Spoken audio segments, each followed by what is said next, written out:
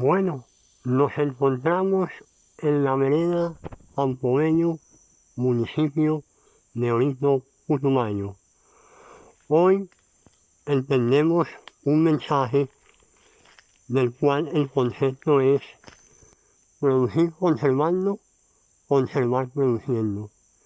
Entendemos que las especies en vía de extinción hoy deben volver a su naturaleza. Por lo tanto, hoy liberamos unos huevos hoy de los cuales se encontraron sobre la vía. No hay nada más hermoso que liberar la naturaleza dentro de su naturaleza. Putumayo Dulce tiene concepto muy claro: proteger la naturaleza para que perdure durante el tiempo.